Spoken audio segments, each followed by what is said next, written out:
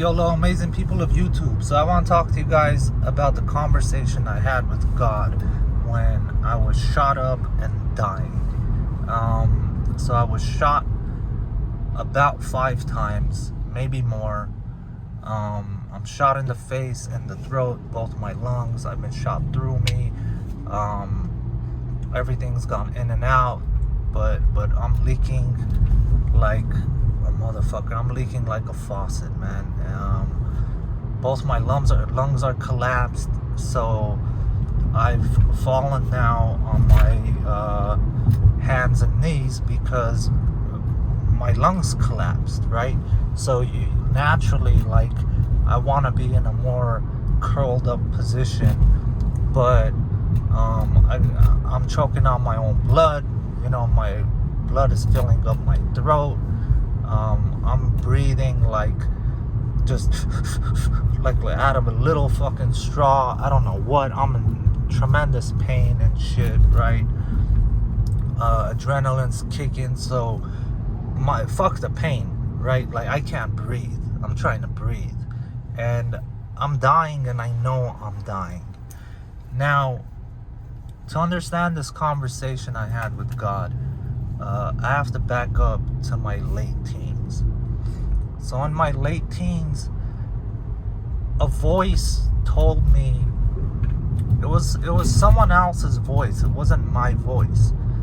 A voice in my head, clear as day, man, told me, you're gonna die young, and you need to brace yourself and prepare yourself.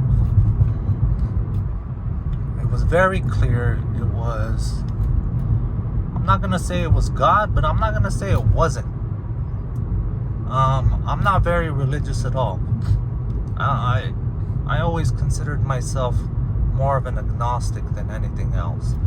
But this was something that really happened to me, and it is what it is. I don't care how people accept it or if they don't accept it or whatever the fuck. This is my story, you know what I'm saying? So I literally had to mentally prepare myself. I believed it 100%. It completely changed the course of my life based on my perception of the future. I did not think I was gonna make it to 20, because that's what I understood. If you're telling me when I'm like 17 that I'm gonna die young, I'm thinking I'm not making it past 20. You also have to understand that you're dealing with a 90s kid from East Hollywood that was mobile. I was going to South LA, I was going to North Hollywood. I was like, and it was a time and place where it was just a crazy environment, right? Where anything can happen. Shit that happened on like fucking Tuesday mornings were shit they put in movies. And there's so much stuff that actually happened that they took real life events from Hollywood and North Hollywood area and put them in movies, where I was like, holy shit, man, I know the fucking story.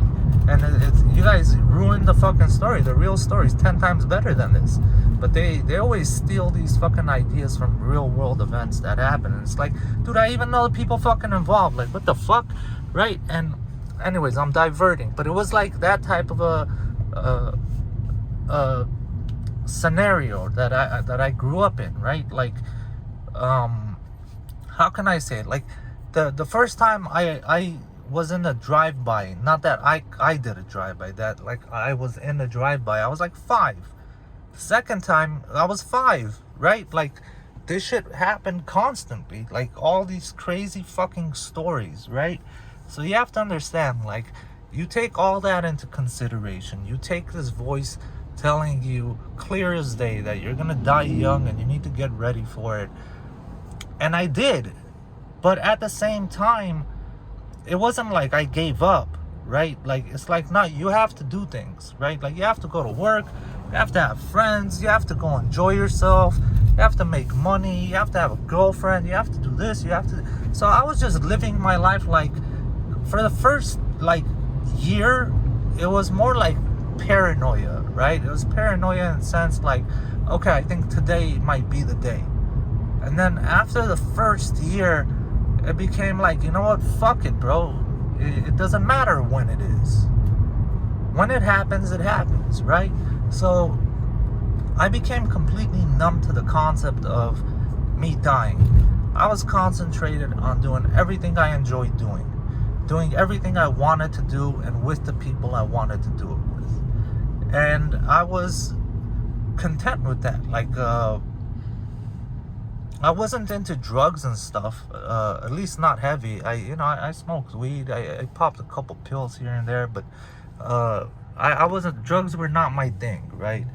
But I was living life, and I didn't have this vision of past 20. So when I did turn 20, it was a shocker because I wasn't expecting. I had no vision past 20. So then 21, and then 22. And it's all a shocker to me, right? And it's kind of I'm not really preparing myself for the future the way I should be. I'm more living my life rather than living for tomorrow, right? It's not that I dismissed tomorrow. It was just I'm living today for tomorrow, not really for the day after. Right? Like, I'm not really planning that far ahead. So, going back to now, I'm shot up. I'm on the floor. I'm dying. I know I'm dying. And so I also live by certain morals and codes and stuff. Like, even as an atheist or an agnostic, every blue moon I'll talk to God, right? Like, I'll pray to God. And one thing I never did, and I found it unacceptable to do, was to ask God for help. I would bitch about shit. I would ask help for other people. Like, God, I hope you help this person. They need help, and whoop-de-whoop. But I never asked for help for myself. Even when I was dying, I didn't do that. It was like, it was an unacceptable thing. Like, asking God for help is like a last fucking resort, right? And I think I was just watching Sean Ryan's show, and he said there's no atheist in a foxhole. And that kind of made me do this video because it's true. Now, when I was dying and I'm on the floor, I had this conversation with God, and the conversation went, so this is what you meant when you said I was gonna die young, and for me to brace myself and get myself ready for it. I was like, I now understand what you were telling me. And I honestly didn't think I was going to make it past 20. And you gave me an extra decade on top of what I was expecting. So thank you for the extra decade. I tried to make the best of it. I did make the best of it. I had amazing time. Everything was great. Thank you for the extra decade. And I was completely content in dying right then and there. And I thought I was, right? So I like fucking hit my head on the floor. I didn't even feel it. I hit my head on the floor. From the pain, I think I was scraping it left and right. I got like a scar on the top corner of my forehead from that, you know. And then something told me, and then in that conversation, like, I kind of went from talking to God to kind of talking to myself. And I was like, damn, this is kind of fucked up, man. I'm gonna die on this dirty ass shitty floor. And I was like, yeah, fuck it, you know. I guess I'm dying. What difference does it make it if I'm on the floor or if I'm on a bed or whatever the fuck? Who gives a fuck, right? And then I was like, damn, that's gonna be fucked up. My parents and my friends are gonna have to walk down the church aisle and see me in a fucking casket. I was like, damn, that's fucked up, man. I don't want them to experience that, you know? And then I thought to myself, you know what, man, fuck it. If we could make it to the ambulance, we just might make it. Right, so I G.I. Joe crawled back inside the house. I grabbed my phone. I G.I. Joe crawled back outside again for some reason. And I pulled up my phone under me. I'm still on the floor. And as soon as I put the phone under my face, I'm just leaking from my face all on the phone. And now I have to unlock my iPhone. And I don't know if you've ever gotten water on it, but I don't know how the fuck I was able to swipe. How the fuck it did the facial recognition, but it did it. It opened up. I was able to dial 911. To my surprise, my phone was just full of blood. There's like, I'm looking through blood. And I'm clicking through blood. You know what I'm saying? And it picked it up. And I dialed 911 and I was like, yeah, I need an ambulance. I've been shot multiple times. And they're like, okay, where are you? And I couldn't give them my address. I couldn't remember my address. And they asked me, do you know who shot you? And I didn't say anything. And they asked me, is anyone there? And I was like, no, I'm by myself. I just need you guys to bring an ambulance because I'm gonna pass out. And I don't think I'm gonna wake up if I pass out. You guys need to get to me. And it's so weird, man. There's so many things, and I kind of talked about it in my other video, man. There were so many things that were just miracles, like just so many coincidences, where it was like, it's impossible to have this many coincidences. And that's the only reason I'm alive. If any one of those weird circumstances or weird coincidences didn't happen, any one of them, I would not be here. And I'm talking about dozens and dozens and dozens of coincidences and ironic, unbelievable shit took place at the same time. So much so that after I woke up from my induced coma and people found out, like I told the close people to me, dude, they started going to church because it was so fucking crazy, right? Like, to them, it was like the only way someone could have made it if God was making these decisions, man.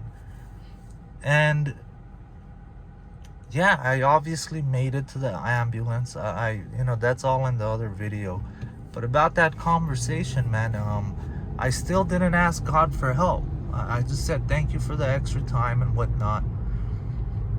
And it's my honest belief and opinion that the only reason I stayed alive was, and I'm gonna say gods in plural, but I'm gonna say it in a plural, right? Like, the gods loved the show I put on.